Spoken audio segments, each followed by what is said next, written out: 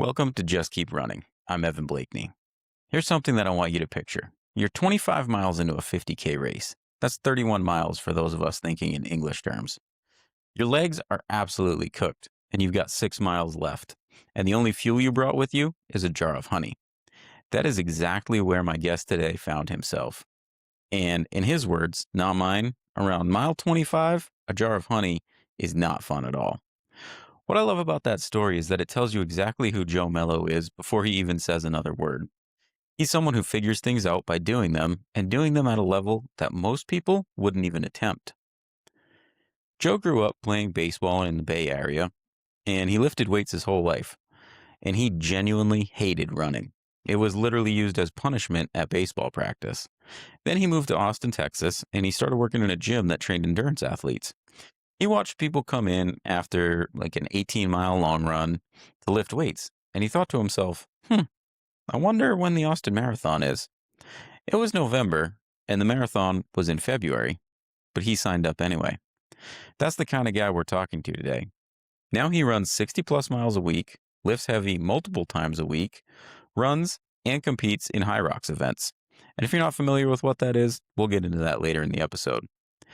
And nutrition is a major part of his life and his work at the Heart and Soil Supplement Company. So you can be sure that he thinks long and hard about how he fuels this type of intense effort.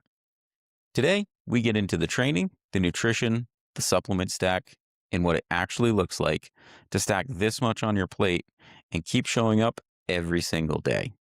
Glad you're here. Let's get into the episode.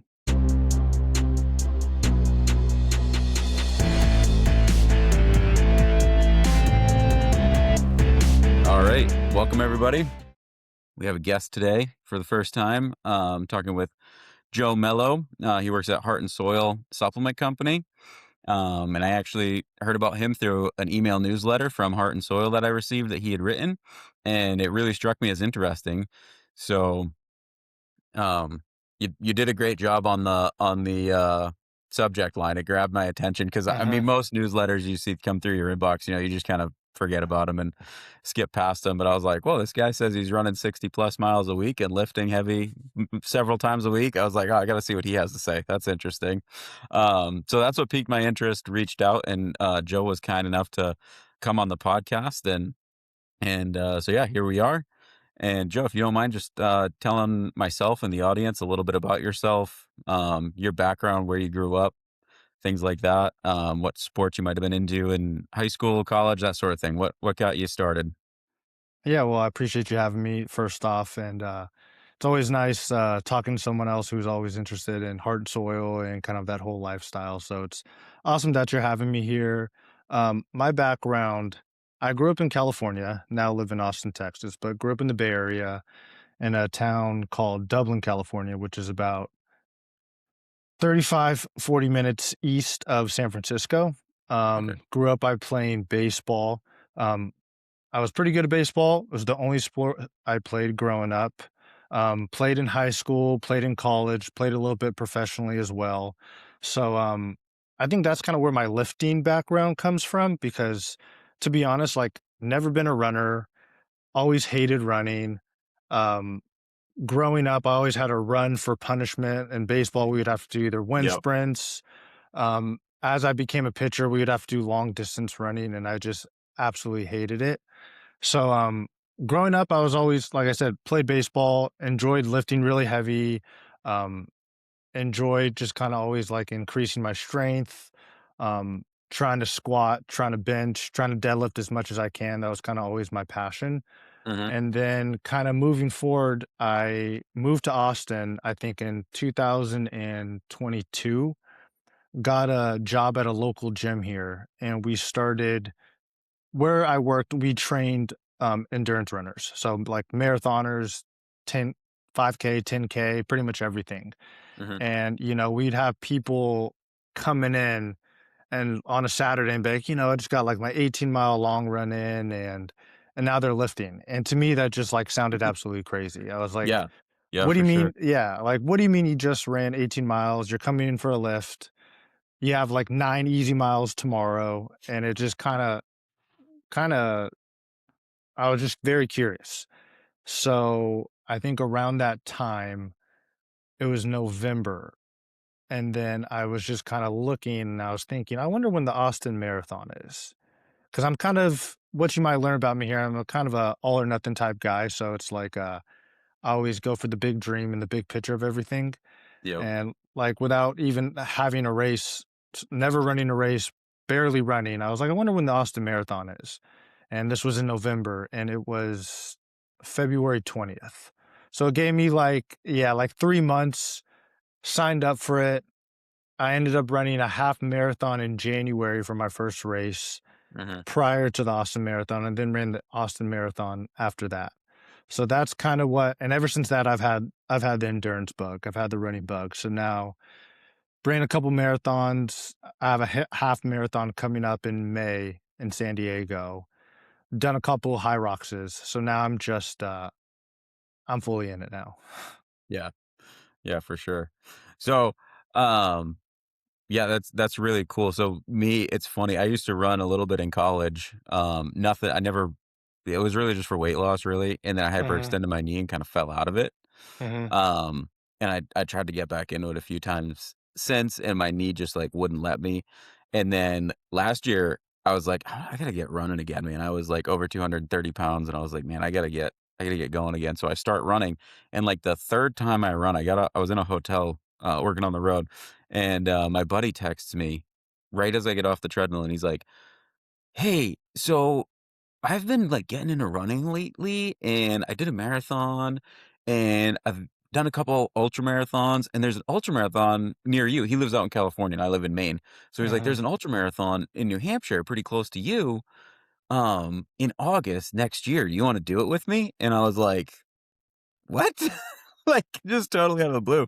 So I was like, alright, sure." So, that's kinda what got me back into it this go around, and then I just kinda remembered how much I love it. And I just did a half marathon. I did a 10K last fall, and then I did a half marathon, like 4 weeks ago, Oh, wow. and that was really, really fun. That was really cool. It was, it was like it was a legit challenge, you know, like the 10K was a challenge for sure, like, I don't think I could Mhm. have gone much harder, um, but the half marathon was like, "Alright, this like, I'm in pain now," like, it was a real effort to do it, you know, so I felt really, really good about that, um, and yeah, there's something about it, like you said, like jumping in. I think most people hate running, and they had to do running a lot as a kid, like you said, like, right? Like, you show up late for practice and you're doing wind sprints, right? Mhm, Like, that was, in football when I was younger, it was, suicide sprints, right? Goal line to 10, goal line to 20, goal line to 30, goal line all the way out to the 50-yard line and then back down 40, 30, 20. Like, if you showed up late, you did anything wrong, that was your punishment, right? So, like, mhm. no one really enjoyed running. But I feel like if people get past that, like, especially out of, like, I don't know, I'd say, like, you get past 5K for me personally, this is just me personally, but, like, you get past 5K and you start getting into where you're running, like, 40 minutes to an hour and you just get in that, like, flow of moving. There's something about it. I don't know why it's so enjoyable, but it really is. Like, I love it N personally. No, I mean, especially it's funny you say that too because it's kinda like that with me too, but it's also like I've had bad runs, and there's some runs where, like, I'm a little upset, but I've never been like, "Man, I shouldn't have gone on that run." It's like I always feel some sense of accomplishment, whether it's an easy 5 miles or a hard 16-mile long run. Like, I get the Mhm. same sense of accomplishment from those 2 runs, and I think that's kind of at least I'll, like, speak for me, I feel like this is the same for a lot of endurance runners that you get that sense of accomplishment and you just kinda keep building and building and building on top of that, and that's kinda what keeps you going. So for me, that's kinda what I've noticed is, like, first mile kinda sucks. You get through that, you kinda get in the groove, and then by the end, you're like, "Man, that wasn't that bad," and you just for me, I run super early in the morning, so it just, like, Mhm. starts my whole day off, Mhm. and, like, after that, it's like, I could do anything. Like, I just went on a 10-mile run, like, my life's pretty easy now after having to just suffer through that, so it's like, Right. it just kinda sets me up for success, I feel like. Nice. Yeah, so bad runs, I like everybody has bad runs, right? Mhm. Like it happens to all of us. What do you do personally when you, because some, like for me personally, I feel like bad runs usually start before the run starts, right? 100%. Like my legs don't feel good. I wake up, everything's stiff. I'm tired. Horrible sleep score from the night before, right? Like just Mhm. all of those things, and it's like you're already in your head before you even put your shoes on. Like that's usually where they start.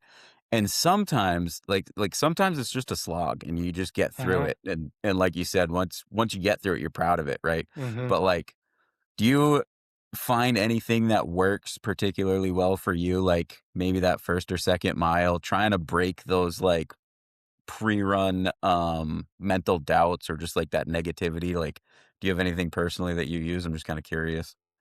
Well, if I do have a bad run or I just feel kinda off that day, I'll first kinda ask myself why. So, it might be I might be underfueled. I might have, like you said, not gotten enough sleep. I might have had a long day at work the day before and just kind of been a little extra stressed. So I first kinda try to figure out, "Hey, is this something maybe I could have avoided? Is it something that, I have control of?" And if it's something that I don't have control of, or even if I do have a control of it and I'm in the middle of my run now, I tell myself that, um, something is just better than nothing.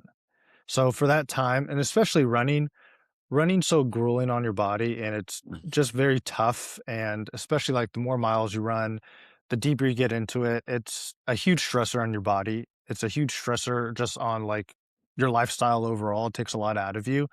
So for me on those days, I usually just tell myself like taking it easy is okay. I'm mhm, I kind of find myself to be a perfectionist, so it's hard for me to do that sometimes. But I think just getting going is the most important thing in those days because, kind of like you said, once you get going and you usually get through a mile or two, you'll feel better than when you started. So I think getting over that initial hump of like, "Ugh, I feel terrible, things aren't going well, I didn't sleep well," and just getting your shoes on, and getting out the door. I think mhm. that's probably the most important thing. And then I've noticed for myself, once I do that and I kind of get going a little bit, it turns into a better run than I thought of. Yeah. Yeah. For me, it's funny. This morning was actually that situation. Like nothing went right for me this morning. We've got two small kids, my wife and I. We've got a 5-year-old and a 2-year-old. That's And tough. the 2-year-old's going through some growing pains. And it was supposed to start raining this morning at like 8. So I was like, "Oh, I'm gonna try to get out early, get a run in." I was like, I'm gonna do a 10K today. And and then my wife was up quite a bit with the little one last night. And then it was like 5 o'clock. I was planning on heading out around 5 o'clock or so. And it was like 5:15 and I'm laying in bed and my daughter started getting fussy and stuff. And I'm like, I know my wife got just crap for sleep last night, right? So I feel terrible. So I'm like, Mhm. I'll just grab her and rock her for a while. Well, she falls asleep on me, and she's asleep till like 7:30. She's just passed right out because she had a rough night too. Mhm. And so then I'm watching the weather on my watch, like, as I'm rocking her, and I, like, see the rain coming, and I'm like, "Ah, dang it, I wanted to get my run in before the rain came." Uh-huh. And then I did not wanna leave the house. I looked at the thermometer, it's 39 degrees out and, like, steady, solid rain, and it's, like, pretty cold rain, you know? I was like, Yeah. "Ah, man, I don't wanna go out there." So, what I did, and I know I didn't sleep good last night, and usually, like, my heart rate really, like, isn't that great for my pace when I sleep bad, and like, it really just pisses me off sometimes. I'm the same way. So, I just took my raincoat and I put it over my watch and, like, put the Velcro on, so I'm like, "I'm not even looking at my watch. I'm just gonna go run. It's gonna be fine." And it actually, I think that mentally for me, like, helped a lot. Like, if I start getting fixated on numbers, like, Uh-huh. what's my pace, what's my heart rate, things like that, it takes, like, a slightly bad run to a terrible run mentally for me. So if Yeah. I just ignore that stuff, I feel like I get out of that funk a lot faster, and I'm just like, "Whatever, I'm outside running," like, and actually my pace ended up being pretty decent for me. So, Mhm. yeah, it actually worked out pretty well. No, I could relate to that too because I'm a big fan of like running the right heart rate zones, and Mhm. and for the most part, I think it's a good, which I've recently gotten a coach. So, and I think it's a good tool. I used to rely on it a lot. Used to try to be perfect and stay in like every zone and never go Mhm. above. And I've kind of tried to base my runs off feel a little bit more than heart rate zones. I also live in a very hilly city, so it's Mhm. just I just constantly run like up and down hills, so my heart rate is going to kind of fluctuate with that too. Yep. So but I can relate with where you're saying, "Hey, I got bad sleep, my heart rate's higher, but I'm actually going Mhm. slow, so it should be Uh-huh. lower," and then it's just yeah, so I think what you said, like, for those type of runs, not really having, like, an expectation is kinda helpful and just getting through it and having a good mindset with it. So one of the questions I had, you kinda touched on it a little bit, but, like, getting into the HYROX, did that come, from the gym that you were working at? Like, how did you hear about that and get into that? One of my buddies from college actually, he first, like, brought it onto my radar, and I thought it was pretty cool because, like I said, I've kind of always, just in general, lifting heavy. Mhm. Ever since I got into running, I've tried keeping my strength the best I can. I definitely, the more I get deeper into running, the harder it is, I would say, to lift as heavy as I would like. But I think Hyrox is kind of a perfect blend for me because it definitely like you need a good amount of endurance as well as strength. So it's just like a fun I'm a competitor, like I said, growing up being an athlete, um, playing baseball, I just like to compete, and High Rocks is another, activity, another competition that I can do to compete, and it kinda just blends in with what I already do. Mhm. Um, it's fun too, like, I've gotten my like, people in my work into it, living in Austin, there's one in Dallas, and there's one in Houston, so it's pretty close that I could kinda just go to, and it's a pretty simple trip. So but now, as this year as I kinda evolve as an endurance athlete, um, I'm getting deeper into high rocks. So Okay. I have some my plan is to do, like, 3 or 4 this the end of this year, so I really wanna try to put a little more emphasis in high rocks after my half marathon. Okay. So, I probably should have asked this before. I've seen HYROX, I've seen videos of people doing it, but I feel like for me anyways, it was a fairly unknown thing, like, I've just Mhm. seen some videos of dudes doing frog jumps and burpees and Yeah. running and pull-ups, right? So, like, can you Yeah. just walk us through, like, what an event is? Is every event the same exact, like, duration and distance as far as, like, the weights and the number of squats you have to do and everything like that? Are they all the same?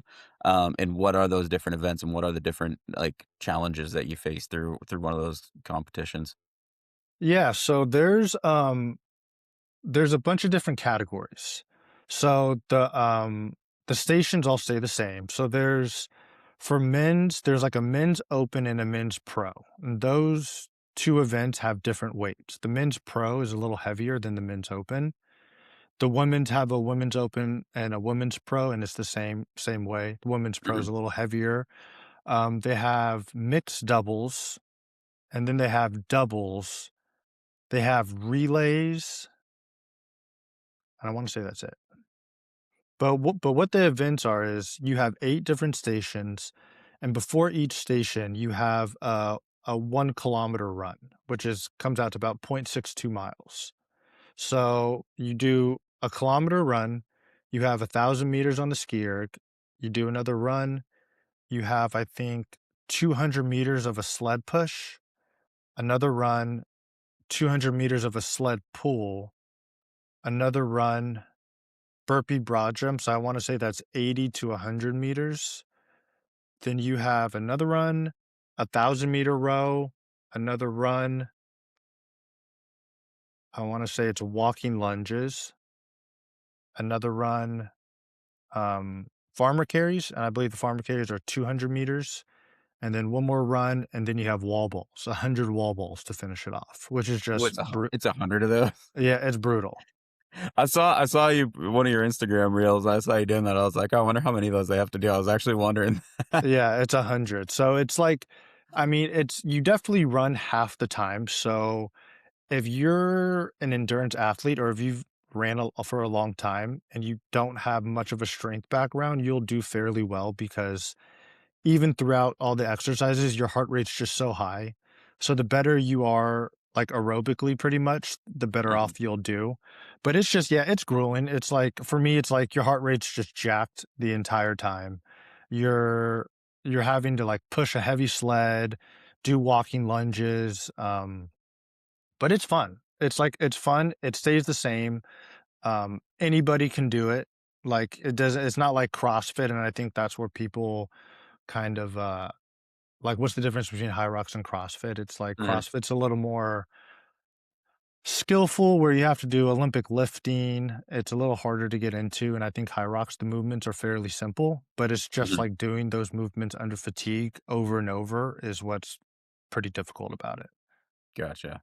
So what's a decent time? Like, say, like, the equivalent and I'm obviously not holding you at anything here, so this is Yeah, just a yeah, random yeah. made up number, Yeah, but, like, the equivalent of, like, a 4-hour marathon. Like, you're just an average Joe, yeah.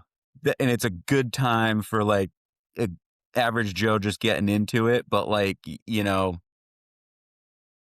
I nothing that's blowing the doors off. Like, what time distance are we I talking? would say probably like an hour and 20 to an hour and 30 minutes is Okay. roughly I know, like, so here's for some reference. They just had, like, the world championships, and these are the pro this is, like, in the pro division, and the winner of the pro division for, like, worlds got 51 minutes. Okay.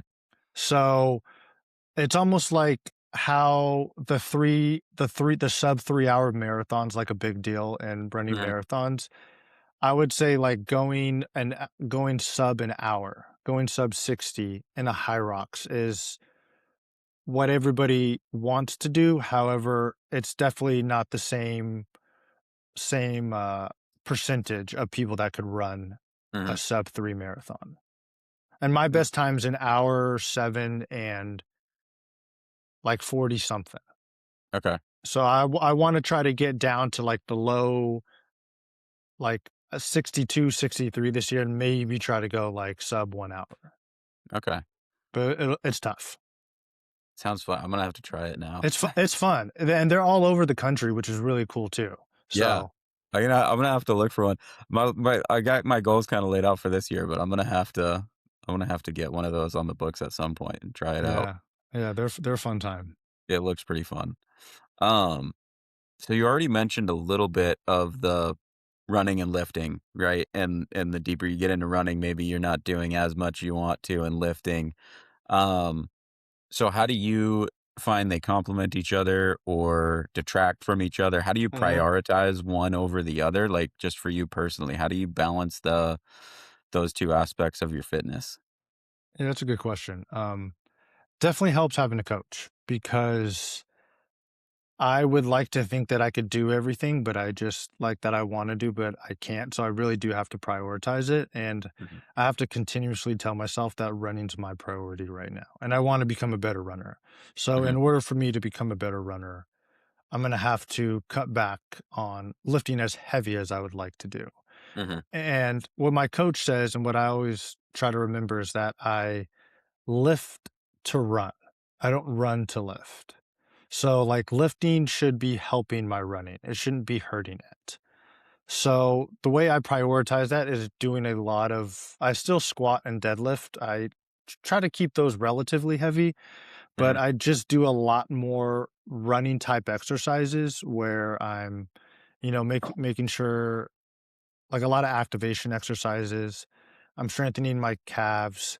I'm doing a lot of mhm, single-legged exercises, doing a lot of balance exercises, and I think, especially for runners or people who are, adding mileage to their weekly miles, I think that's where it becomes really important because kind of the more stress you put on your tendons, your muscles, your body's got to be strong enough to put up with all of the stress. So I think that's where lifting and strength training, and even for me, it's it benefits me that I already have that background because I already have pretty strong like legs, my tendons and everything's pretty strong. So I am able to I would think add mileage like I don't want to say easier than the average person, but it helps having a strength background because my legs are just strong enough.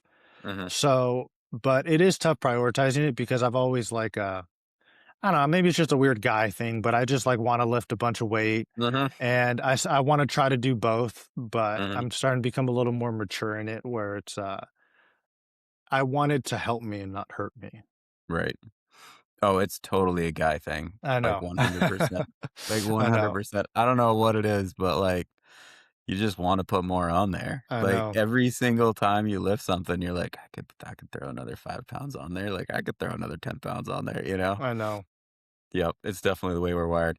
So, when you're trying to prioritize running, um, do you run and lift on the same days, or do you try to schedule, like, "Okay, this is gonna be a rest day from running, but I'm gonna go lift," and vice versa? How do you structure that? So I usually do my lower body lifts on days that I have speed work. Okay. Because I think like the rule of thumb with that is like you want to keep all your hard days hard and your easy days easy. Mhm. So like I'm already stressed out my body. My legs are already a little fatigued doing a good like a hard speed workout. So then I'll just do my leg workouts on those days as well. Um so that definitely helps. And yeah, it's been I don't wanna say it's been hard, it's been, I lift pretty much 3 to 4 times a week. Mhm. 2 days are upper body, 2 days are lower body.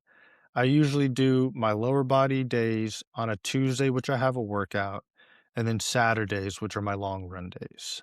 Okay. And then I'll do my upper body days on Mondays and Fridays. So, like, my Wednesdays and Thursdays are fairly easy. Gotcha. Gotcha. Okay. Awesome. Sorry, I was just looking at my notes for a second No there, but, worries. so what do you take any days off? Do you take rest days after your hard days? Do you just try to take an easy day and do, like, a recovery pace after a hard day? Like, how do you try to let your body bounce back a little bit?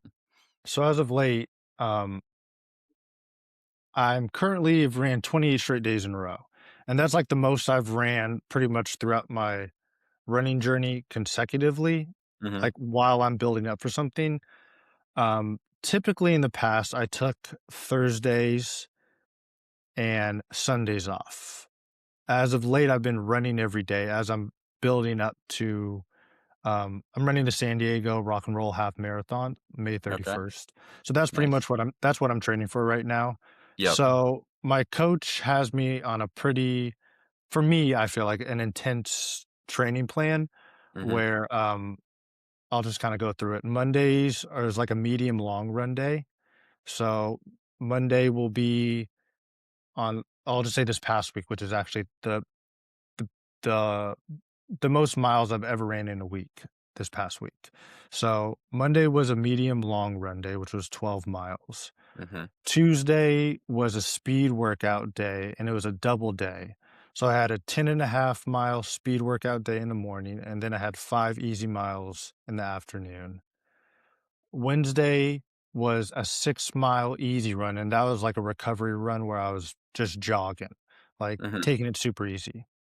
Thursday, I had a 12-mile speed run as well. Um, Friday, I had 8 miles at an easy pace, which I ran those a little harder. Saturday, yesterday, I had a 15-mile long run. And then today, I had 16 miles easy, where it was like just jogging. So Mhm. usually as of late, Wednesdays and Sundays have been like my recovery runs. And I've been just trying to take those really, really easy. Mhm. And that came out to like 74.5 miles. So that was like most I've ever ran in a week to date. And my legs actually feel really good. So it's, Oh, that's good. yeah, it's actually it surprises me that my legs actually relatively feel good. So I have actually a down week this week coming up, which will be 60 miles, and I'll take a Sunday off Okay. next week. So that'll be nice. Nice. So I think that leads perfectly into the nutrition question because now I got a bunch Yeah, of nutrition and dude. questions like that. Yeah, Um, and like I said, obviously you work for Heart and Soil, so I feel like we got to get into that. yeah. Um, so basically, well, first of all, I'd like to know what do you do at Heart and Soil? What's your job? What's your role there? So at Heart and Soul, I'm on the customer experience team. So pretty much like customer support, um, kind of looking at customer issues, just kind of trying to enhance the customer experience overall. Started out there, it's coming up on 3 years in June. Started at customer support, and I'm kind of trying to work my way up to like more customer experience where we're kind of looking into the more details of how customers come to our site, why they come to our site, like how to keep them around kind of. Hmm. So it's been awesome working there. I've learned so much, and we have great people that work there that for like these nutrition questions that like you're probably going to ask me, I ask everybody the same questions there. So it's like we have a lot of people there that are a lot smarter than I am when it comes to all this stuff. So it's like awesome to just bounce ideas off of everybody, and it's just such a great environment. Hmm.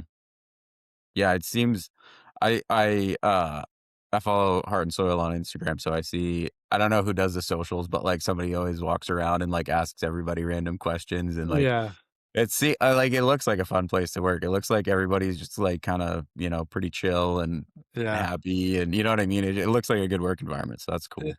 it's awesome. Yeah. So, were you I mean, well, first of all, I think for the people who don't know, read actually, if I ever say I read a book, I probably listened to it on Audible. So when I say read, I listened. But I listened to, Paul Saladino's book, The Carnivore Code. Hmm. Um, and so I've kinda got a decent exposure to the animal-based, carnivore, keto, like, all of those types of things. My dad and brother are, like, really, really into it. My dad, Oh, that's awesome. has noticed really for him, it's been mostly for joint pain, like, Uh-huh. he gets a lot of joint pain, especially in his hands and stuff. Um, he's worked harder than probably most people that are alive today his entire life, and, and so his hands, his knees get to him, and he's noticed that, like, cutting out carbs, like, refined carbs Hmm. has really helped him, so he's been, very I guess you'd call it animal based, but pretty close to carnivore, Uh-huh. for a couple years, and he really notices that, um, just helps him feel better in general. But for the audience who doesn't know, could you go into a little bit about what being animal based means and your journey into animal based, right? Like, I Uh-huh. don't think anybody 15 years ago would have said, "Hey, I eat animal based," right? Like, Uh-huh. Uh-huh. it just wasn't a thing back then. Yeah. So, I'm assuming you came into it, at some point along your journey. So if you can just kinda tell us what it is and then how you got into it, that would be great. Hmm. Yeah, I think animal based, especially now and on the internet, and there's just a lot of information out there about it, and I think a lot of people have a lot of different opinions about it. But I think it's actually very simple. I think it's if you kind of break it down, it's just eating how our ancestors once ate and kind of what we all had access to at one point. And if you kind of dive a little bit deeper into that, I know Paul talks about this a lot, but Mhm, from an organ perspective, a lot of people have, chronic, we're on like a state of chronic disease. Um, a lot of people are sick, and it just,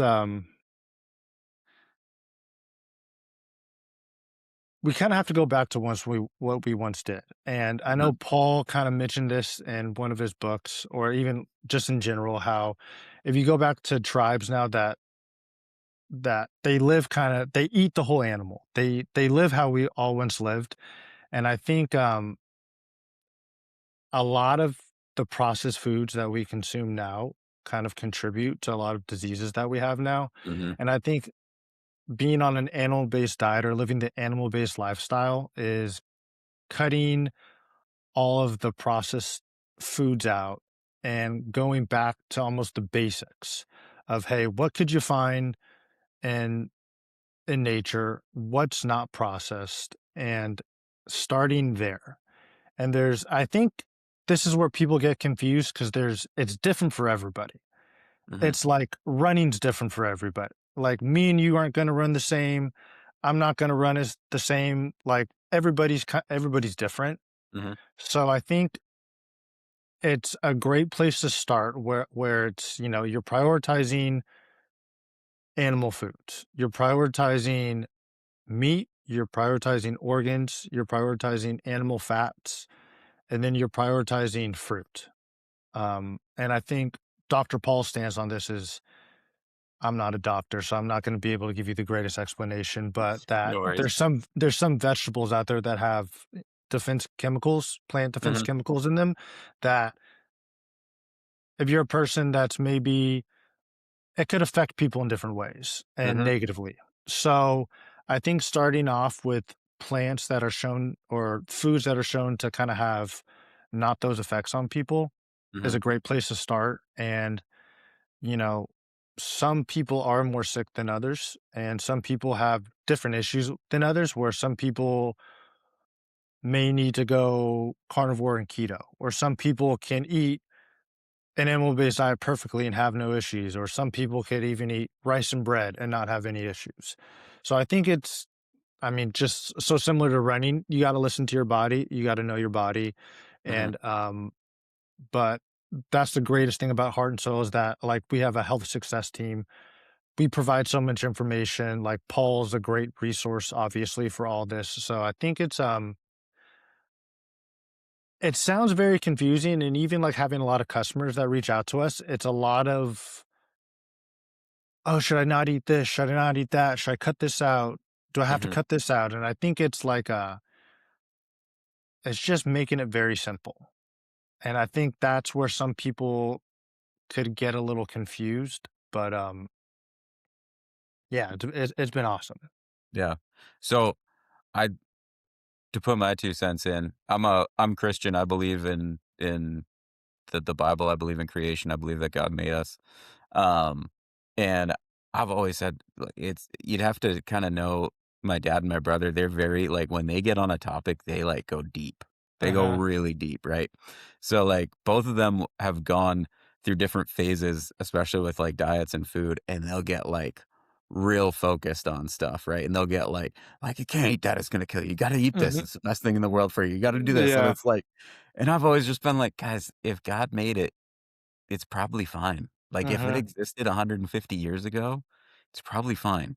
If Mhm. it only came into existence after the Industrial Revolution, it might not be fine." Yeah, that's That's that's that's so valid. that's kind of my take on it. I read a there's again, listen to, but there's another book by this guy, Doctor Mark Hyman. I don't know if you ever heard of Mhm. him. Mhm. He wrote this book called The Pegan Diet. Um And it's, the pegan is like a mix between paleo and vegan because I guess he was in a debate with a paleo guy and a vegan guy, and he was like, "Well, I agree with, like, half of what you're saying and half of what you're saying, so I guess I'm a pegan," Yeah. right? And, so I listened to his book, and he broke it down, like, really deep, and it was the first time anyone kind of put some, like, scientific information behind that, like, gut feeling that I had, right? That, like, if God made it, it's probably fine for us. Mhm. And one of the things he talked about a lot, like, I think he even has a website that's something to do with, like, food is your pharmacy or something like that, like, um and he really breaks down, he's like, people look at, like try to isolate, like, this chemical and that chemical, and what does this chemical do to your body, and, "Oh, this can cause this to get elevated, and this can cause this to go down," and all of that stuff, but he was like he really broke down the science, and just like you said, I'm not a doctor, so, like, I'm not even gonna try to get into any of the, like, detailed science, but basically, like, he would break down, like, okay, so, like, let's say you eat, like, a piece of steak or a piece of lettuce. The steak might have some things in it that in higher concentrations are not good for you, or maybe some people Mhm. shouldn't have too much of that, right? And same thing with the lettuce, like maybe it has too many oxalates in it and it's going to lead to oxidative stress for some people. But he's like, the thing that you don't realize is the plant and the animal also have genetics embedded in them. They have their own DNA and it will actually signal your cells to do different things. So anyways, like, if I understand his thesis correctly, basically, if you eat a balanced diet of natural, whole, unprocessed foods, he was like, almost regardless of what the diet is, if it's fairly well balanced and that's all you're consuming, he's like, there's so many different things you can eat where, like, yes, this might have this one chemical in it that's not good for you if you eat too much of it. But like this food over here has this other genetic sequencing that actually negates that or like tells your cells how to deal with that other thing. Um, and I found that like really encouraging because it was just kind of like, okay, I don't have to think about like you said, like get so granular. And I'm sure people No. are just trying to be like, all right, I've listened to this and I believe this way of eating is the best, but like, does this count? This is a gray Uh-huh, area. Like, am I allowed to uh-huh, have this? Can I not have that? Like, is this gonna like kick me out of keto for 25 minutes? You know what mhm. I mean? Like all of that type of stuff. And like he got really deep in the science, so I wouldn't say it was simple, but like it simplified how I look at food for Mhm. myself. You know what I mean? So that I thought was really handy.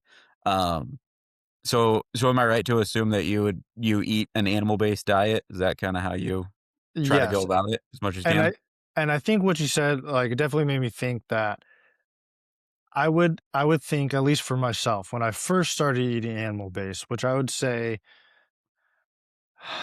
I know you asked this question too. I started kinda with a paleo diet. My sister's always kind of what drove me and my family's health thoughts. It's always the So I siblings, isn't it? So yeah, there's always it's one sibling. always, always. She's so much smarter than all of us, so I gotta thank her.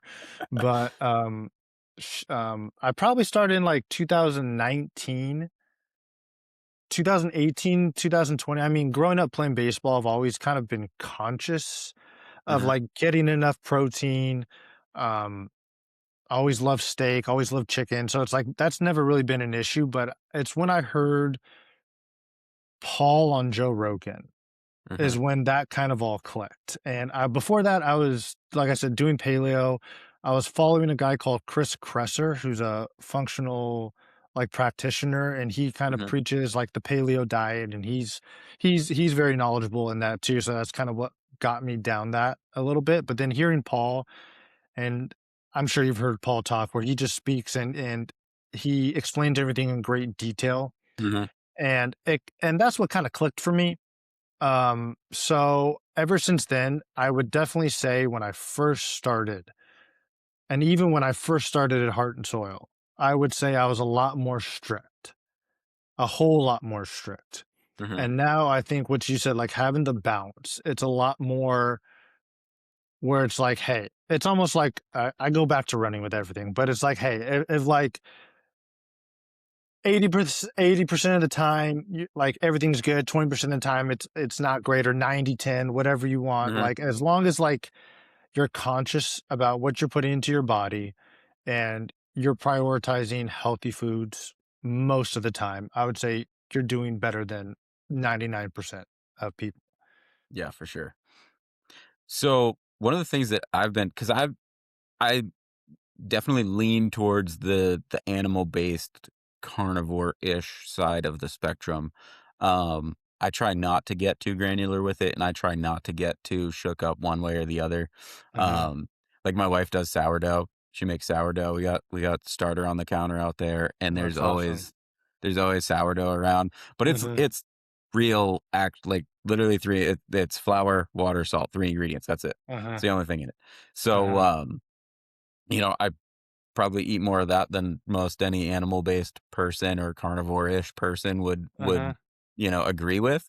Um, but, like, one of the things I'm trying to balance now as I'm growing a little bit more as a runner, and now I'm just starting to get to the point where I'm started building my miles up a little bit every week, you know? Um, I definitely I hesitate to say, like, I'm starting to be more of a runner because I get the imposter syndrome pretty bad. That's I feel like I'm not a runner, you know? I get it. I get it. Um, but I'm just getting to where I'm, like, consistently over 20 miles a week. That's solid. Um, Super so, solid. like, last week was, like, 23 miles, 22 miles. This week's starting off good, so we'll see where we end up, but I'm trying to be right around those, like, mid-20s for now, Mhm. um, make sure my legs feel okay. Because training for the half marathon, I pushed myself too hard, and I built the miles too fast, and I jacked up that knee that I hyperextended a little bit. Yeah. So I took a couple weeks off after that, and now I'm just trying to really do, a lot of easier runs, a lot of zone 2 runs, and Mhm. build build the foundation up, but I'm getting to the point where doing that is leading to 20 plus miles a week. You know, at first it was just like I would just try to stay in zone 2 for 30, 40 minutes. I was actually focusing more on time than miles. And That's good. then like zone two's pace kind of started creeping up, right? Like I could keep my heart rate in that zone 2 range and the pace was getting a little bit better. Like at first it was so bad. It was like 14, 15 a mile, I think, to keep my heart rate in zone 2, right? And now I can get like down in the like mid 11s, like 11:30, That's 11:40. good. Yeah. So that's like that's really encouraging. So like I've been doing basically the same amount of time, but obviously the demands of my body are growing. Mhm. Um and one of the things that I'm trying to figure out for myself that I'm trying to work through is like I know my body needs healthy fats. I 100% believe like everything Paul says, especially about cholesterol and everything, and like Uh-huh. saturated fats got demonized for no reason, and it's a bunch of BS. And I, even before I read Paul's book or even heard of him, I listened to some other people, and it's just total nonsense. Like your body needs some fats. About your body needs protein, your body needs saturated fats, all that type of stuff. But then for running and fueling running, I find that I do need more carbs. So I'm trying to get more carbs. And we live in a world where there's a lot of carbs and most of them are garbage, right? Like most of them Uh-huh. are total bullshit. So Uh-huh. it's like I'm trying to get carbs, and the easiest way to get carbs is like, oh, I'll get like a stinger waffle, or I'll get like a gel, or I'll get, whatever. Uh-huh. Like there's all these Uh-huh. like super ultra processed versions of carbs, and I don't want to go that route, but they are convenient and they make life easy to get carbs in. So for you, as you build your miles and you kind of evolve as a runner and evolve your diet a little bit, kind of at the same time, what are you finding that works, doesn't work? Kind of where do you prioritize carbs? Where do you try to get the carbs from? All of that type of stuff. Yeah, that's a great question. And I think kind of like I mentioned is every body is different. So there's some people who can, do heavy lifting, heavy endurance and get away with eating more fat, and then there's some people who need more carbohydrates. I like to look at runner people who are doing what I want to do at a really high level.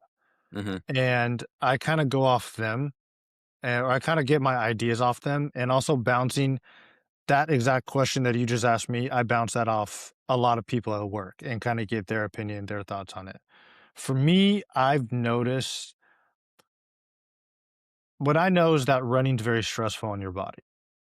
I think it produces a lot of cortisol. I could Mhm. be wrong. Someone could tell me I'm wrong, but I know I'm sure the the internet will comment. the more stress you have, I think the more cortisol you produce. And I know Mhm. carbs bring cortisol down. And not only do they bring cortisol down, but I know they help fuel your body, especially for running. That's usually the main source of energy. So for me, I mean, I consume around 3,800 to 4,000 calories a day, and about 500, I consume about probably 500 to 600 grams of carbs every day. So I eat a lot of carbohydrates, Mhm. and that comes from juice, like fresh squeezed juice, orange juice, maple syrup, honey, fruit. I'm huge into sourdough too. I know from an animal-based standpoint, it's kind of controversial, but Mhm. if I think the rule of thumb with that is A, if there's no seed oils in it, Mhm. and then if you can make it yourself. So that's like a huge win. And then I also eat rice. So those are pretty much my main sources of carbohydrates. And I've noticed for me, I would say one of the biggest recovery tools besides sleeping for any endurance athlete is fueling. And if you're underfueled, your body's just not going to feel the same. You're not going to sleep as good. Your body's not going to repair it as good. Your body's going to be more in a state of stress because it just doesn't have enough fuel. So that's one thing over the last probably 3 months that I've really, really emphasized. I started actually tracking my macros. Mhm. I never tracked my macros before. And as of the last 3 months, I've noticed that, like, if I don't track them, I don't eat enough. And then I wake up the next day not feeling great. I don't have energy on my runs. So it's something that I've noticed for me that um, really helps me. And like I said, if you kind of have to go back to what your priorities are. If it's almost like if I want to lift a lot of weights and I run a lot, but I want to be a really good runner, one of those is going to take priority. Mhm. And it's kind of the same thing with eating and running. And I don't want to say you can't eat perfect, but if you're running a lot of miles, it is very hard to eat a lot of healthy food, if that makes sense. Mhm. So you kind of have to pick your priority where it's like, and I know like if you listen to like a lot of top marathoners or a lot of top runners talk about this, it's like any type of fuel is better than no fuel. So I'm not gonna promote somebody McDonald's, but if you're a runner or you're like a high level athlete and that's the only type of food that you could get in for that day, that's better than not eating for Mhm. your body because your body needs calories, your body needs fuel to recover, to repair, and then to be like at its best the next day. However, I do try to obviously prioritize animal-based foods. Um, but yeah, it's just hard to eat a lot of food sometimes. Mhm. And Yeah. especially running a lot. Like I said, if you do like when you do start running a lot, your body is kind of in a heightened level of stress. And it's not always easy to eat that much and that type of response either. But like for me, what's helped, I think this was in the email that went out with Heart and Soul is like Greek Mhm. yogurt bowls are like my favorite. Yeah. It's like super easy. You could add maple syrup in there and some animal-based protein. Um, and it's just like a nice, easy meal that you could get down. It's easy on digestion. You get a bunch of protein. You get a good amount of Mhm. carbohydrates. So and I think, everybody, like, you should, try everything. Like, see what works best for you. Like I said, people are going to have different responses. So it's like I'm sure there's some athletes out there that say, like, hey, I could be in keto and I could go run 100 miles. And then there's some that do it by eating 600 grams of carbohydrates a day. So it's Mhm. like, I think it all depends on the person. And just like listening to your body, I think is the best feedback because I would say you know your body better than anybody. Um, but yeah, it's a fun game. It's like trying to optimize yourself, trying to get better, and just I think not being too hard on yourself and listening to yourself and really just giving your body what it wants is gonna like set you up for success. Yeah, that's a perfect way to word it. It's a fun game. It is. One of the things, because so it's funny, like, because again, I feel like I'm not anywhere near like pushing myself the way like a lot of the people I look at on social media are, like I don't, Andy Glaze, the Mhm. ultra runner, Yeah, that guy runs like he's 100 miles every week. 100 miles a week for over 6 years now. Yeah, He just hit the that's 6 year mark a few weeks ago. crazy. I It's know. like nuts, dude. But like I I wanna get into ultra running at some point, like, that's, my buddy that texted me when I was starting to run again, he really kinda lit the fire under me, with this run. We're gonna do the 20 miler. They have a 20 mile, 50 mile, and 100 mile option, That'll be fun. and, yeah, they won't let me I don't think I'd be ready for the 50 anyways, but they won't let you go past the 20 unless you've done a similar type race of at least 20 in the last, like, 18 months or something like that. They wanna know Okay. that you can handle it, you know? Yeah. So I'm like, "Whatever, we'll start with 20." That's a very good target for me. Oh, yeah. That's solid. But anyway, like, I wanna go past that. I wanna do, like, a 50K and a 50 mile eventually, and, Uh-huh. like, I wanna kinda build up to maybe someday doing a 100 miler if I ever feel ready for it, but so I've been watching a lot of those types of people, right? Like, Dan Roche, uh, David Roach, David Goggins, Courtney Dauwalter, Cam Uh-huh. Hanes, like, all these Uh-huh. people that are, like, big in ultra running, right? Uh-huh. And, like, dude, a lot of them are just pounding whatever they can pound, like, in a race, like, you'll see them at aid stations, and they're just, like, they're throwing down Coca-Colas and Snickers bars and potato chips, like, because 'cause they're just trying to get as many calories as they can in their body as fast as Uh-huh. they can, and it's like breaking my mind a little bit because 'cause they're like they're like some of the healthiest, fittest people on earth, I know.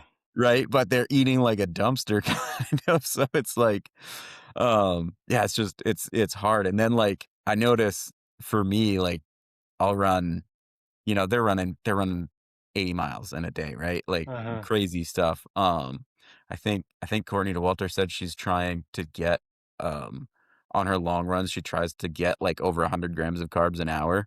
Yeah, So, that's like tough too. Yeah. yeah, so it's like gels, juice, drinks, like, she's, like, just drinking sugar water, basically, I trying to know. get enough carbs in, right? And, like, I try not to let that stuff affect me, but it's hard because obviously we all wanna eat candy bars, right? Like, they're Mhm. yummy, they're good. Mhm. So it's like, I go for a 5-mile run in the morning, and then my subconscious starts justifying eating a bunch of junk food after, which I Uh-huh. know I'm, like, shouldn't be doing, but that is Uh-huh. one thing that I find difficult. But I'm doing a lot of the same things you are. It's Uh, kinda interesting. I do a lot of rice.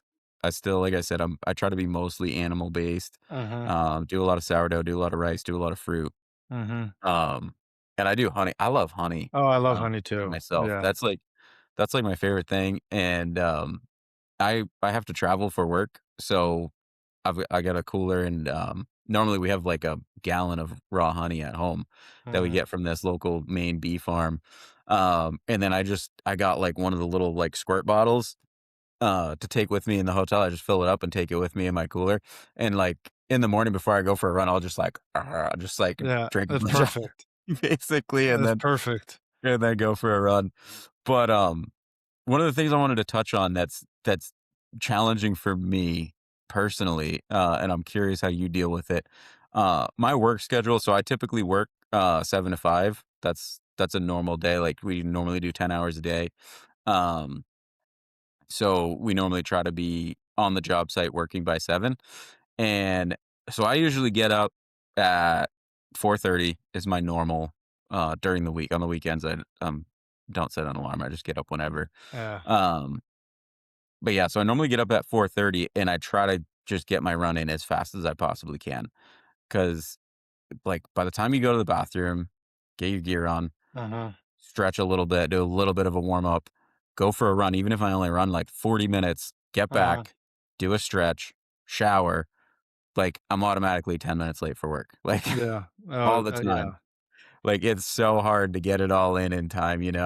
And so I'm curious, I know you mentioned that you typically do your runs early in the morning. Mhm. Um, especially for the longer runs. If I'm doing like 3 or 4 miles, it's not a big deal, but if I'm trying to I find like for me personally, a 10K, like that 5, 6 mile mark is kind Uh-huh. of the break point where it's like, okay, doing this fasted is tough, and, like, I feel it, you know what I Yeah. mean? I can feel my energy levels, like, I need to do something if I'm gonna go more than 5 or 6 miles, I need something before I Uh-huh. run, Mhm. but it's, like, the physical act of eating, like, right when you get up that I early in know. the morning is difficult, and then the Uh-huh. time, if you're gonna do anything, like, is difficult, so it's, like, a lot of times for me, it's just a banana with a little bit of honey. Uh-huh. What are you doing, especially in those early morning runs, to try to get something in your body before you go for your run? I'm not saying it's bad to run fasted, but I think you kinda just put your body in a deficit from a calorie standpoint, Mhm, and I just think your body will recover and repair better if it's not in a deficit like that. But, like, I would say most if it's less than 10 miles, I usually don't bring anything with me, and I could pretty much run 10 miles fasted, and usually what I do, I have 3 dogs too, so usually what I'll do is, like, I'll run however many I have, and I'll usually come get my dogs for the last 2. So mhm, say if I have, like, 10 miles that day, then I'll run 8 miles, and then I'll get my dogs for the last 2 and come home. So usually maybe within, like, the time I come home and pick them up, I'll have something. But what I've been doing, I've been trying to be better at eating. So what I've been doing is before my long runs, I'll usually have, like, a piece of sourdough bread, cream cheese, and jelly. I feel like that's, like, a great mixture because it Mhm. has just a little bit of fat, good amount of carbohydrates. It's relatively easy on your digestion. And then usually for my long runs or even my speed workouts, I'll just bring some gels with me. Mhm. So usually if I have like say for example this past week when I had a 10.5 mile speed workout, the whole thing wasn't a speed workout. It was like a 2 mile warm up, but then I had what did I do? I had 800-meter intervals. So what I'll do is I'll have like a gel at like mile 5, and I'll also have a water bottle with me that has coconut water Mhm. and, Tailwind, which is Mhm. pretty much just sugar water.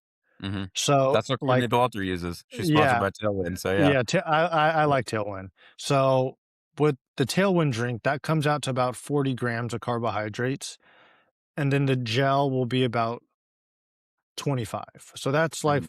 what is it, 65 grams of carbohydrates Mhm. for that session, which relatives that gets me through it pretty well. Again, I think that's one of those scenarios where it depends on the person, and I know some people have to eat a lot more.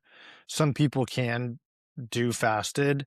Um, I would think if you are, like, worried about, like, you don't wanna eat too much, I think, like, a banana and honey is, like, the best way to go. I'm trying to think if there's anything that's a little easier on digestion, maybe, like, juice. Mhm. If juice was easy to get in, Yep. because I know juice is, like, just a bunch of carbohydrates. Um, but, it's funny you asked me that because 'cause I'm actually just diving into this a little deeper now, and I'm trying to get I know if you I know the better fueled you are, the better running you're gonna be. And then, Mhm. like, for marathons or even half marathons, if you're not fueled properly, you're just not gonna be you're not gonna perform like the way you wanna perform. So I've really in my early runs and especially my long runs, I've been trying to focus on making sure I'm eating before, having enough, fuel during my runs. But even then, it's like there's some runs where I think I fueled properly, and then, around, like, mile 8, I just start, like I think, like, my blood sugar drops. I Mhm. get super tired, and I have to call my girlfriend to come pick me up, and then she comes pick me up, I go home, crush some food real quick, and then go back on a run. Yep. So it's like it's one of the it's like, again, it's just another fun game, and Mhm.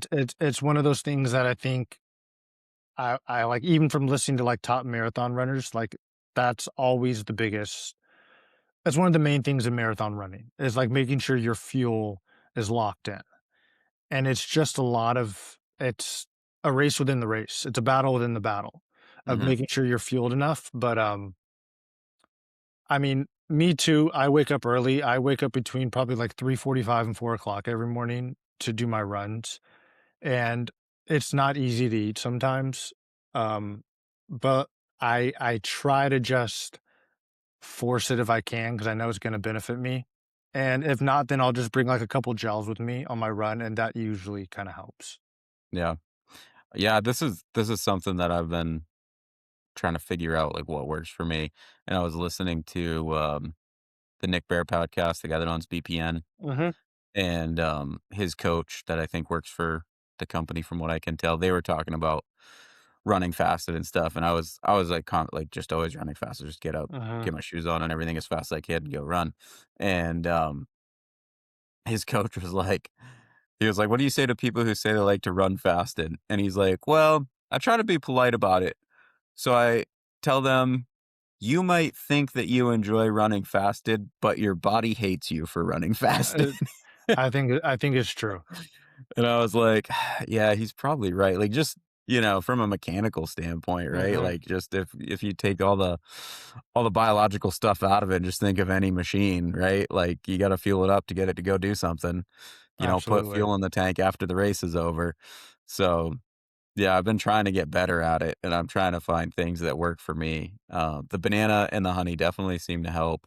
Mhm, And I've messed with some gels, trying to find ones I like. I like the honey-based gels because, like I said, I just like honey in general. yeah, Um, and I feel like it's a little bit healthier option than all the words you can't pronounce, you know what I mean? mhm, So I mhm, like them, But the thing is, like, if your mouth's already dry in the middle of a run and you just I slap some know. honey in there, it's It's tough to it's get tough. down. It's not fun at all. Yeah, it's tough to get down. So then it's like I've tried like the BPN Go gels. I've tried the Goo brand ones. The Goo brand ones, they don't.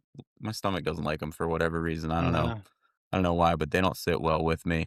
But they are super easy to get down. Like those and the uh-huh, BPN ones are much more liquid and way easier to get down. uh-huh.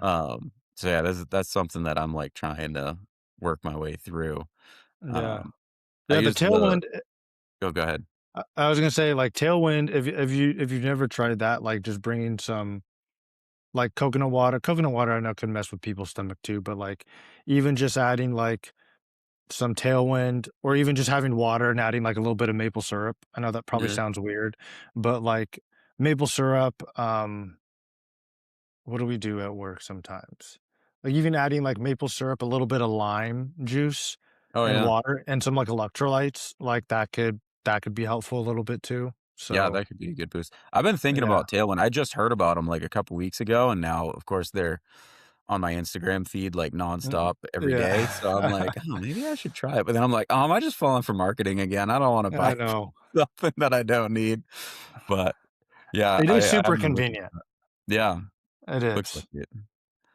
I've been using, Bobby Parrish, Flav City.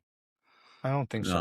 Him and Paul Saladino have actually done a couple like joint episodes, but he started I think he was a chef or a nutritionist originally, and he started on YouTube just going around the grocery store, um, and reading labels to people and just being like, "Oh, this is bad. Try to stay away from this. Here's another option Oh, that's really? actually healthy." And so his whole thing was like, "Oh, this is Bobby approved," and he'd give it a thumbs up. So, like, his Oh, whole briefing always like, I know who Bobby you're approved talking with about. a Yeah, thumbs yeah, up. yeah, yeah, yeah. Yeah. So I get his electrolyte mix, just because I know there's not gonna be any garbage in it. Uh-huh, I haven't even looked at what the actual electrolyte mix is as far as, like, magnesium, potassium, sodium, all I just I've just been getting it because I kinda trust him and, uh-huh. he's all about clean stuff. Um, and that on my longer runs, I normally take that with me on my longer runs in that house, but it doesn't have any carbs in it, that's the one thing, it's just electrolytes. Yeah, So yeah, maybe throwing that in with some syrup would be or something yeah, like that, sweeten it that up and get some it's carbs in there, that might be a good option for me. yeah. Do you this is a question I have, because I can't I don't like eating organs, man. I just don't like 'em, the flavor. Do you I eat get it. many organs, like, actually eating organs, or do you rely mostly on the heart and soil supplements to get what you need? I would say it depends. I go through spurts with it. I love heart. Hearts to me, I don't know if you ever had heart, I but haven't tried heart. heart tastes like steak. Okay. Like, it's so good. I could eat heart for, like, every meal, and it would never go bad to me. It would never get bad. Liver, I don't mind liver. I don't buy it all the time. I definitely rely on heart and soil for that. Even though I don't mind it, it's just so convenient having heart and soil. I Mhm, prefer eating heart over liver. I really like bone marrow. I could eat bone marrow all day long too. mhm. It's and especially raw. It tastes just like butter. If you never had bone marrow raw, it I tastes like haven't. butter. Unreal. Put it like on your steak, just I'll have eat to it. try that. It put some salt on it. It's so good. Um, testicle is actually very good.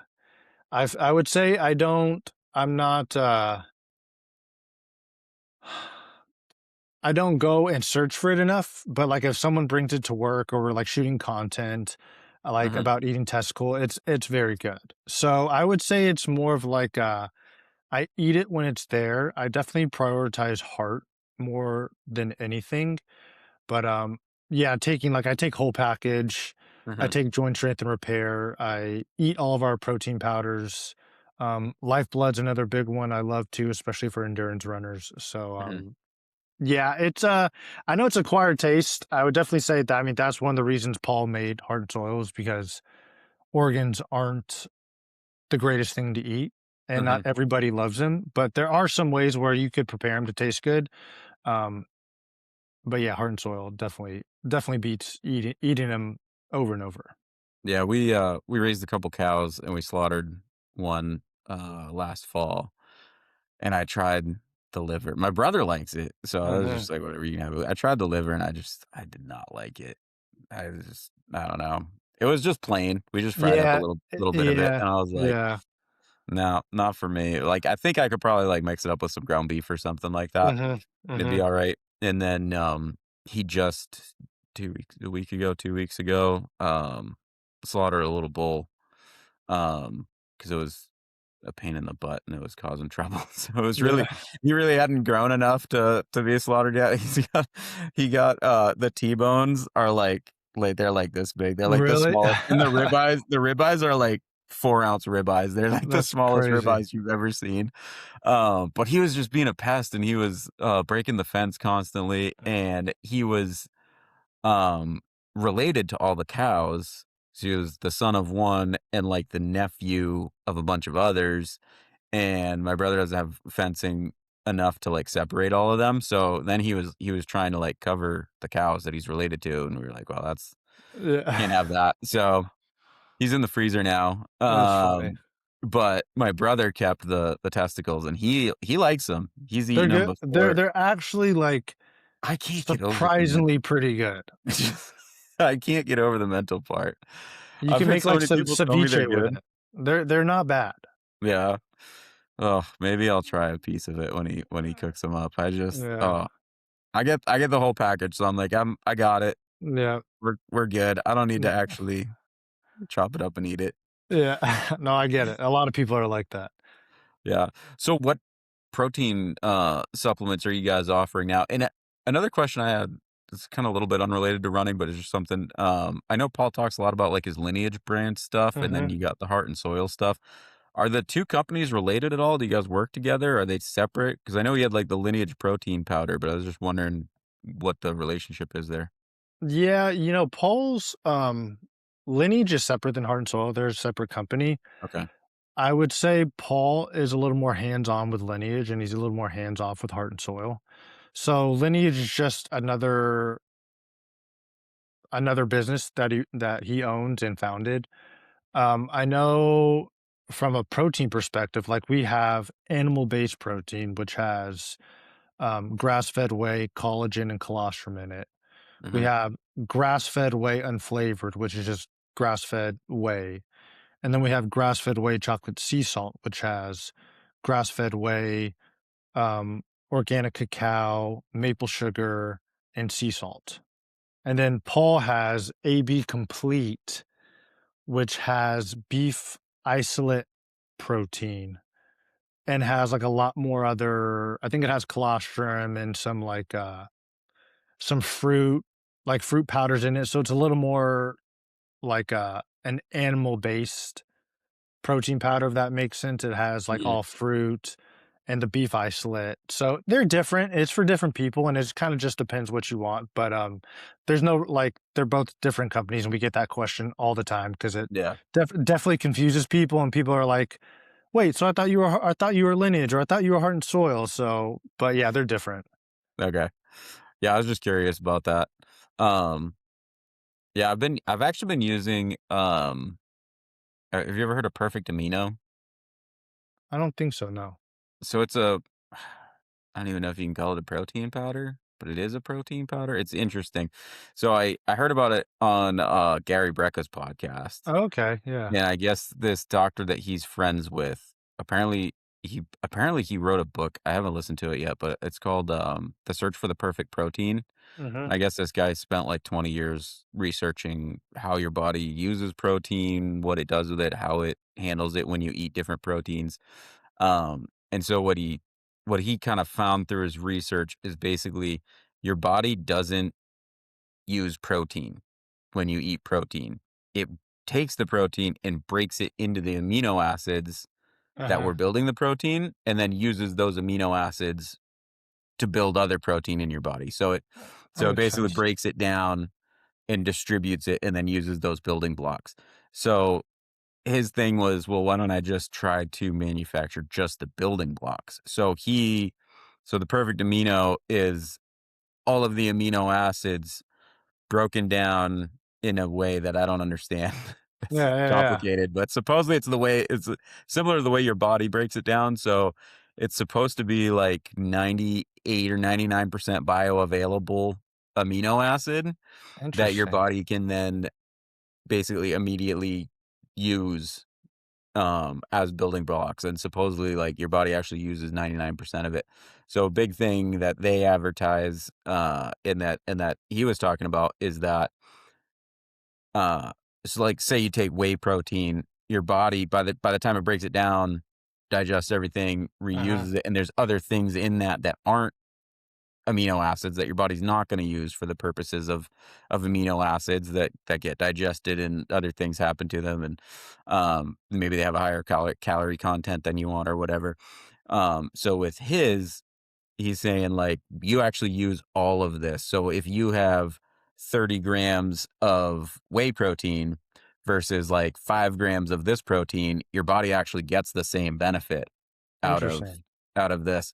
So I've been using that for about 6 months, um, and I like it. I it's so hard to tell if things are really working or not because it's like, I know. It is. did you sleep well that night? It It's like, "Oh, I is. feel pretty There's good so this week," many but I it's like, know.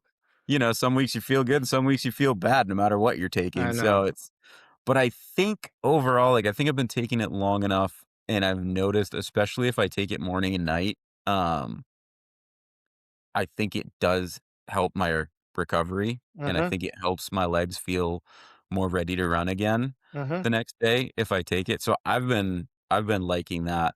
Um, but Are you able to consume, like, whey? Do you have, like, a dairy yeah, no, intolerance at all? I can eat anything. My body handles everything pretty well. Have you Um, tried our protein before? I haven't. No, that's why I was Uh, thinking about I I getting it. I'll get you one. All right. Just tell me, And we'll talk after. yeah, oh, yeah, we can email or whatever. Yeah. But yeah, I going back, like, I like that stuff and it works good, but then going back to, did it exist 150 years ago? Yeah. Well, it didn't. I know. Like, not I at know. all. Like, people were eating whey for sure, Uh-huh.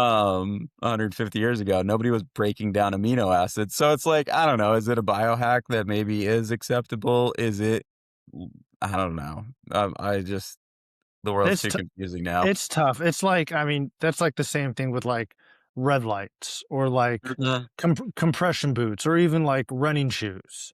mhm, Like, so I get what you're saying. I think if it's not hurting you and it's, like, helping you, right. I think it's good.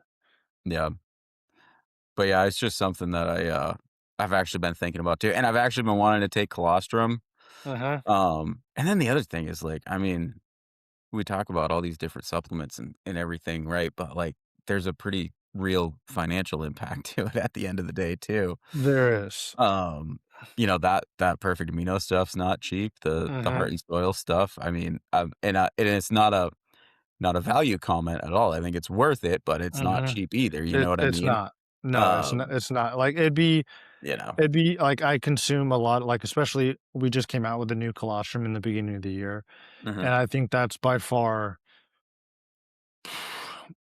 I'm not on the research team.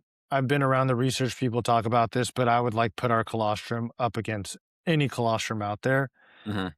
but it's not cheap, and if I didn't work at Heart and Soil, it'd be very hard for me to consume it on a daily basis, Yeah. but like you said, I do one thing I love about Heart and Soil, and especially being behind the scenes of it, is, like, the integrity we have behind our products. Like, we're not just gonna put anything out there just because we think it's a good product or it sounds good. Like, we have a dedicated research team that looks into everything, that if something's not right, we'll pull a product, or if something's not right, we won't launch a product until it's exactly as top notch as it can be. So that's like one of the best things I've loved about working with Heart and Soil. It's just like the integrity and like just how thoughtful all of our product launches are and how much like energy and research actually goes into like making each product as good as it can be.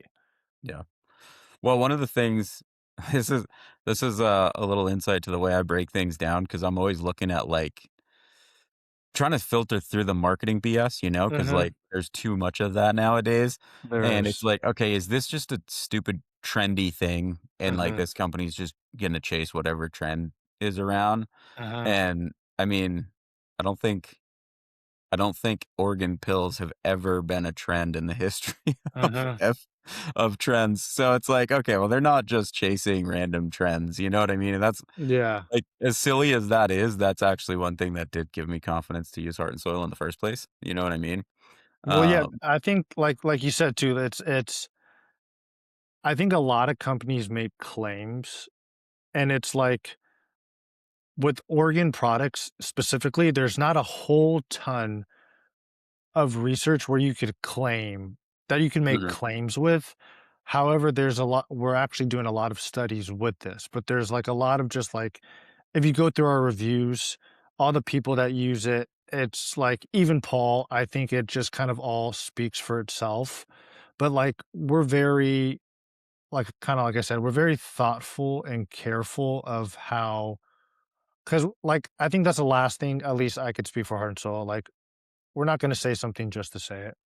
We're not gonna say, "Hey, like, this is gonna fix this," like, that's not how things work, especially, I think, in the animal-based diet, and mhm, I think that's actually another thing that people might misconstrue with an animal-based lifestyle, an animal-based diet, or even just, like, organ pills or anything in general is that, like, it's not an easy fix. It's a lifestyle. It's a piece mhm, to the puzzle. It's something that you have to continuously do every day and also make other adjustments in your lifestyle to help you get healthier. So it's tough in today's day and age, especially how like, you have social media, everything's such a quick fix. yep, Everybody, I mean, think of running, everybody would love to be 20 times faster tomorrow. Everybody would love to be 20 times healthier tomorrow, and mhm, those things just take time. yep, So you it gotta do the it's work. you got to do the work. So it's a tough thing to kind of wrap your head around, but I think that's I mean, that's what we preach is like, "Hey, this is a lifestyle." And that's why we preach the lifestyle so hard because Mhm, it's not just a quick, easy fix, and it's one of those things that, like, you should be working your whole life to kinda continuously get better at. So right. it's tough, but it's fun. One of the things I mean, I've been taking the Heart and Soul stuff for a while, like I said, I do the whole package and the joint repair. Um, the thing that really, like, opened our eyes to it was, my wife Bree was following Paul on Instagram and, seeing a lot of stuff he posted, Uh-huh, and, um, when we had our first daughter, the recovery from it, just her hormones were a mess. It really drained her. She just didn't feel right for a while. And there's a bunch of it was a tough birth. It didn't go as planned, but her hands, it's like she could tell like her hormones were imbalanced. Like uh-huh. when everything was trying to get back to normal, she was like things just aren't right for whatever reason, and her hands started burning really bad. Like she'd just be itching her knuckles like this all the time, like just constantly scratching her knuckles. Um, and then she started taking her package, and it like her hands literally overnight stopped itching. Like, it was Really? the weirdest thing. And everything, like, kinda started getting back to normal and, like, regulated within, like, a month or 2, and this was, like, 6 months after birth, like, she was Uh-huh. still dealing with a lot of these stuff. Because I mean, it's a rough process. If you haven't had kids, Yeah. just wait. No. Yeah. You're ready to be I could supported. only It's a imagine. rough Yeah. process, right? But, but yeah, so it was a while after that, so it's not like you can say, "Well, it woulda happened anyways," like, it had been a long enough period of time where this was going on, and she started taking that, and it really helped her out a lot, and, so then fast forward to our 2nd daughter 3 years later, she was taking it right from the get-go. Recovery was way better. Her hormones and everything got kinda back to normal and regulated way, way faster. Um, and then she what happened? We went somewhere, I can't remember why, but for some reason she forgot it and didn't have it for, like, 4 or 5 days or something Uh-huh. like that, or maybe we went on vacation and she left the bottle somewhere. I can't remember what happened, but she didn't have it for, like, 4 or 5 days. Um, and it was probably 4 or 5 months after birth, somewhere around there, and her hand started itching again after that 4 or Really? 5 days of not having it, and this is the 2nd child now, not so it's years later, right? Yeah. Um, and her hand started itching again, and then she took it. We got it back, she took it, and it went away again, like, literally the How next day, her hands didn't crazy. itch. It's the weirdest thing. It's the weirdest thing. Yeah, we Uh we we get a lot of reviews like that, especially I mean, her package is like our most, I would say, like, quote unquote potent one. So mhm, like that definitely helps females who having hormonal issues, kind of all along the lines of like female issues. mhm, But yeah, we get some like crazy reviews where it's like people will take like lifeblood or something or like something and it's just like something that like we've never really heard of before and like wow mhm, this helped me with this, so it's mhm. just like it's awesome to hear that her package really helps your wife like that. Yeah, it was so random. We were like, "What the heck? This is bizarre." And then we actually just to test it, I think we did one more time. She went a couple days without it just to see, and the itchiness came back, and, like, That's as soon as she felt it, she took it again, and it went away, and she was like, "Okay, I'm not gonna stop taking it again." yeah, yeah, And if for whatever reason, for whatever was going on hormonally with her, once she was done breastfeeding, it wasn't an issue anymore. interesting. So she doesn't take it as often Mm-hmm. now, just like I said, with the cost and everything, it's tough to Mm-hmm. keep stocked on everything that we wanna have, you know? But she will, like, every once in a while, if she's starting to feel, like, a little bit out of whack or, you know, things just are a little rougher on her than normal, Uh-huh. she'll take it for like, we have, like, a jar and a half, I think, in the pantry, and so she'll take it for a little while, kinda gets herself back on track um, yeah, it's worked a lot. I noticed, like, with the whole package and the joint repair, I don't notice anything that dramatic that I can point Uh-huh. to. I Uh-huh. just generally feel better, you know what I Uh-huh. mean? It's just like everything Absolutely. it's not life changing, it's not like, "Oh my word, this made this go away," or "This made this change." It's just like Mm-hmm.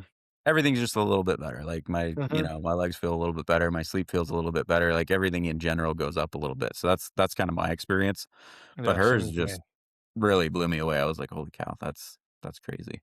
That's so awesome to hear. That's awesome. Yeah. Yeah, and then we got, my niece is taking it, my sister-in-law was pregnant, she was taking the her package, my mom was taking it, is taking it. So yeah, we kind of evangelized the family a little bit with the heart and soil Yeah. stuff. That's I feel like that's like my family too, like, everybody takes it now, so Yeah, that's how it goes. yeah, awesome. So so what's up for you, running wise now? What are you looking forward to? What are your goals? Do you have any ambitions beyond marathon? Do you ever think about ultra marathons? What's your favorite race distance? I guess that's a better question. What's your favorite distance? That is a good question. I would say to be determined still. I would say, if I had to pick a favorite one, it'd probably be the 10K, Okay. and I'm as I kinda go into, like, HYROX season towards the end of the year, I'm gonna kinda focus my shift or focus more on 5 and 10Ks Mhm. and kinda work on my speed a little bit more. Um, something I wish I would have done from the very beginning, but probably focus on 5 to 10Ks a little more. Um, marathons, man, marathons are just so grueling and it's just a lot of preparation. And I want to be fitter before I actually fully go into like a full marathon build. Gotcha. And I'm starting like this build with my half marathon is I'm getting there. I'm feeling like pretty fit, like definitely the most fit I've been You ran in like my 74 miles, bro. You're like you're yeah. And I'm like the most fit I've been like in my running career right now. And like my legs just recover really well. Mhm. Um my speed feels pretty good. Um I ultimately set out to run a sub 3 marathon. Okay. That was like at the time because at the time when I was working at the gym where we were training like endurance runners, I think one of the runners there, his goal was to run a sub 3 marathon. And I was like, dude, you're running a 6:50 pace for like a marathon? Like that sounds Crazy. crazy. Mhm. And then I was thinking, like, dude, I bet you, like, if I could do that. So, like, that's kind of always been, which sounded crazy at the time. Now it sounds like a lot more realistic. Mhm. But yeah, it'd be fun to do. Kind of going back to the ultra marathon question too. It'd be fun. I've done a 50K. Yeah. 50K is what, 31 miles, Yeah, right? 31, 32, something like that. Yeah. Yeah, I've done a 50K. That was tougher. I had a jar of honey and like a water bottle. So it was Mhm. like not the smartest fueling setup ever. And yeah, around like mile 25, a jar of honey is not fun at all. It like doesn't work that well at all. Yeah, yeah. I Like can see that. nothing. Yeah. But like it'd be a 50 miler would be cool. A 100 miler would be like just a crazy feat. Um, but yeah, I want to get fast. Yeah. I wanna, like, and I think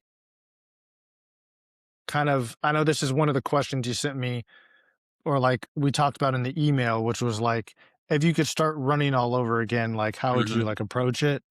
And I would start with shorter races.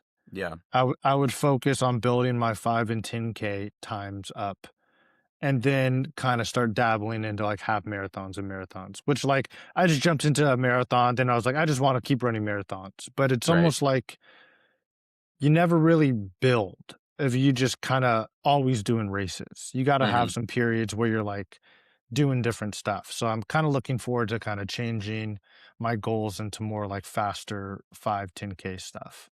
Nice. Yeah, for me, and it's kinda I was actually just talking to my buddy that I'm doing that race in August with. I haven't done an ultra yet, so it's kinda silly for me to speak on it. But to me, like, in my mind, they're, like, almost totally different things. Oh, You know what it's I I mean, mean? it's so different. There's like, at least when I did that 50K, it was like I was running with a couple guys, then I would walk a little bit and we were just Mhm. chatting it up, and then I'd run, then I'd walk, and then it's like more about finishing. Mhm.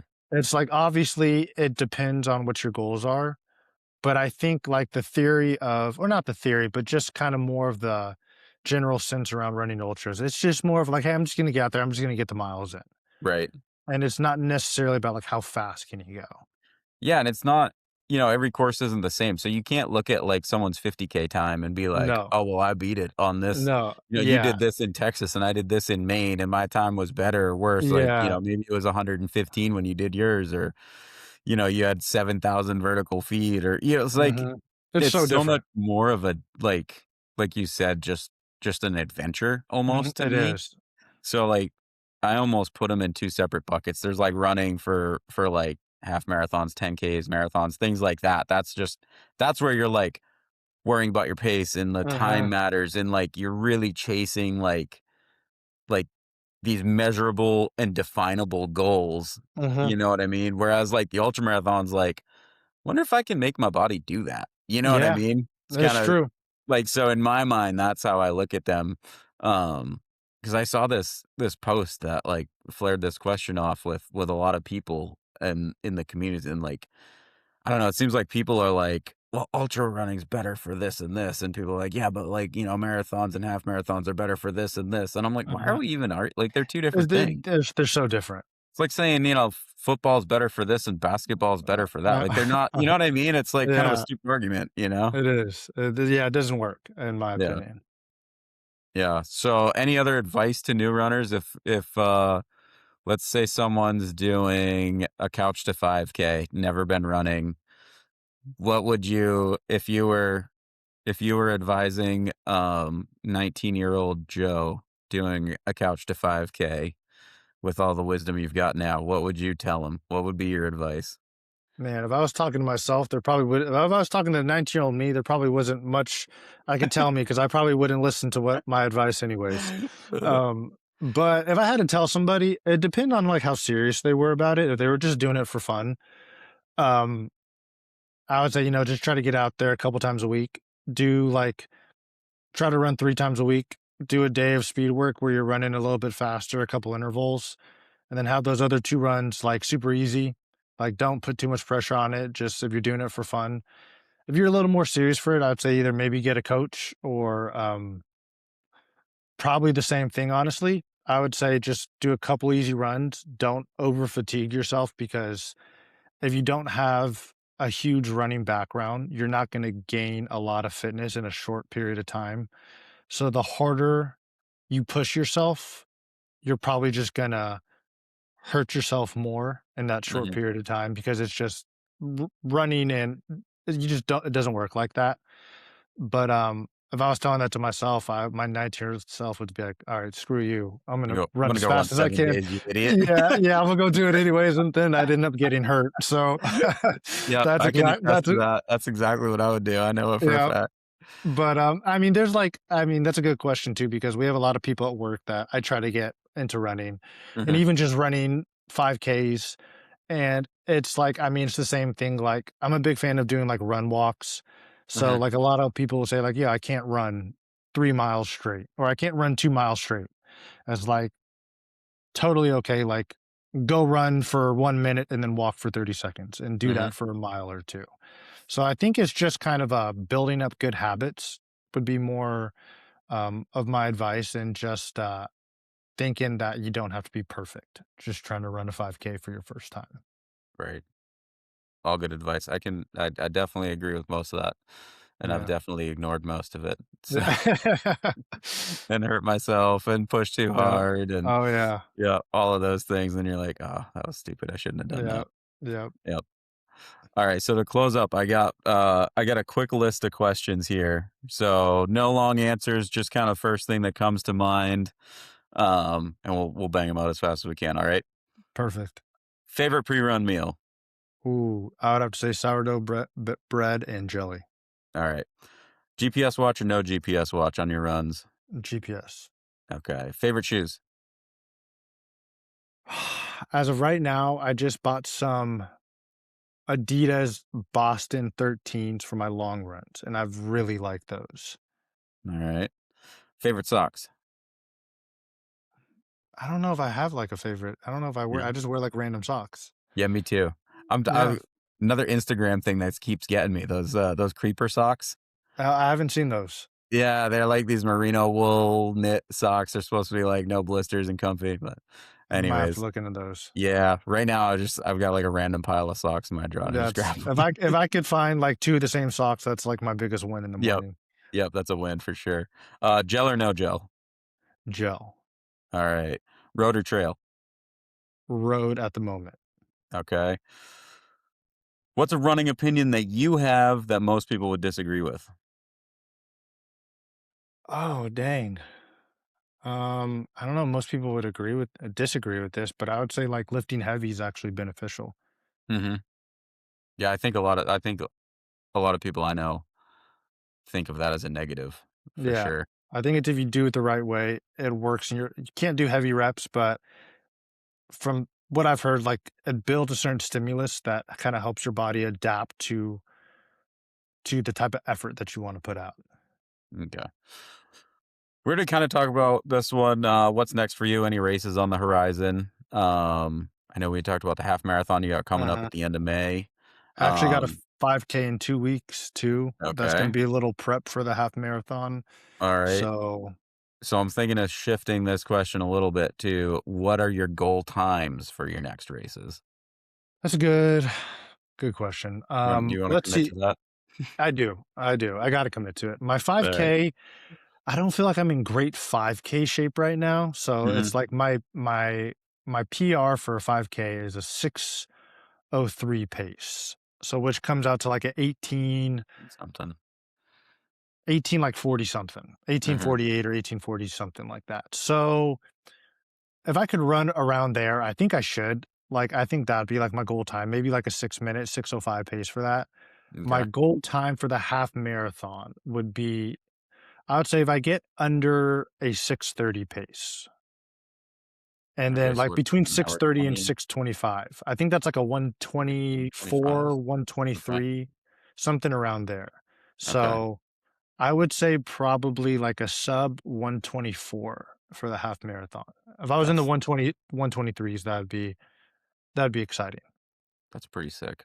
That'd be exciting. That's a good time. I was right there with you on, my first half marathon. I was only an hour behind that, Yeah. so. Hey, running 13 miles ain't easy. No, no, and, the weather was terrible too. It was, like, Yeah, freezing rain, sleet, wind. It was rough, but that's not fun. it was it was a really good time, but it was difficult for sure. Yeah, probably It felt had way better after. Oh, yeah.